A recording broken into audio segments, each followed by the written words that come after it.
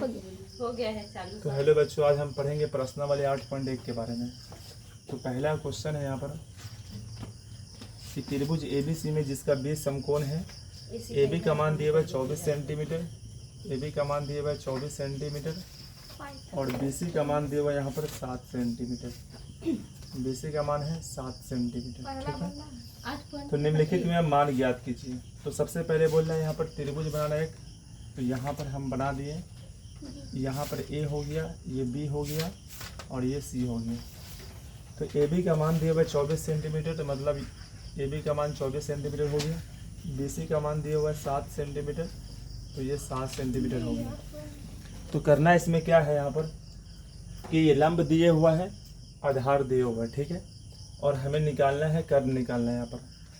तो एकदम आसान क्वेश्चन है। फार्मूला भी बताया था, पाइथागोरस प्रमेय का फार्मूला होता है कर्ण स्क्वायर बराबर लंब स्क्वायर प्लस आधार स्क्वायर।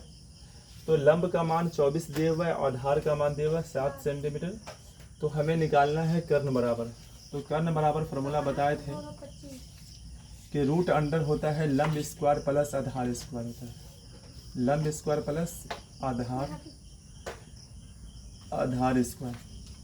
अब कर्ण देखिए कितना है, कर्ण है AC है। कर्ण कितना है, यहाँ पर कर्ण है AC।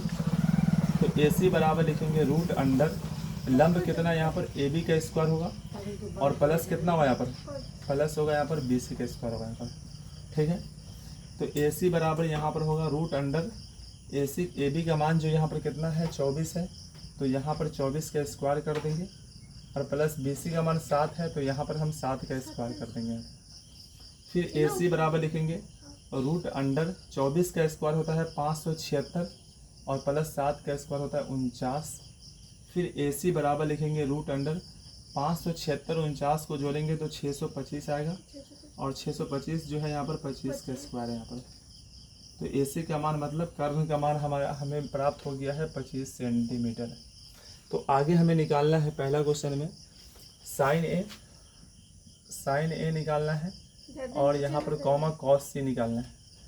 तो साइन A निकालना है, तो साइन A बराबर यहाँ पर लिखेंगे, यहाँ पर A पर ले रहा है तो यहाँ A से एक लाइन खींचेंगे, जहाँ जाकर टच होगा वो लंब बन जाएगा। ये लंब हो गया और ये आधार हो गया। लेकिन इससे पहले आपको पता है लंब इसको बोलते हैं, आधार इसको बोलते हैं और कर्ण इसको बोलते हैं।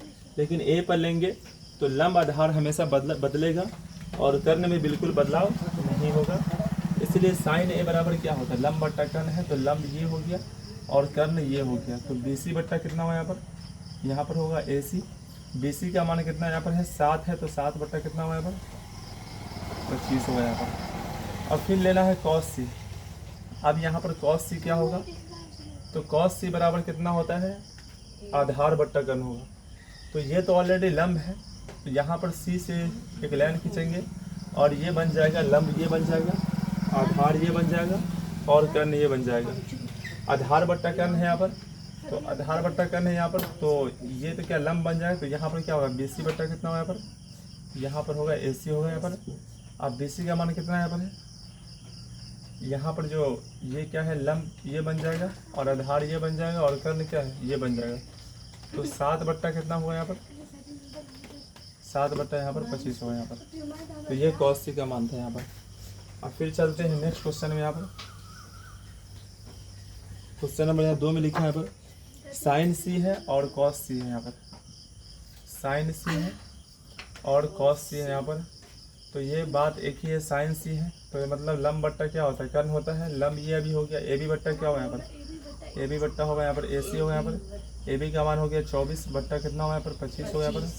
और cos C आधार बट्टा कर्ण है, तो ये तो लंब है, तो यहाँ पर होगा BC बट्टा कितना होगा यहाँ पर, यहाँ पर AC होगा। BC का मान कितना है यहाँ पर 7 बट्टा कितना होगा 25 हो गया यहाँ पर। ये था पहला क्वेश्चन जो आपको समझ में आ गया होगा। अब चलते हैं सेकेंड क्वेश्चन में चलते हैं।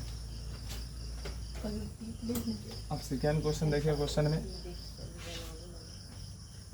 सेकेंड क्वेश्चन यहाँ पर दूसरा क्वेश्चन में है यहाँ पर tan P और माइनस क्या है cot R है यहाँ पर, tan P minus cot R। उससे पहले इसमें एक त्रिभुज दिया हुआ है यहाँ पर, इसका मान जो यहाँ पर P है यहाँ पर और यहाँ पर Q है और ये R है इसका मान।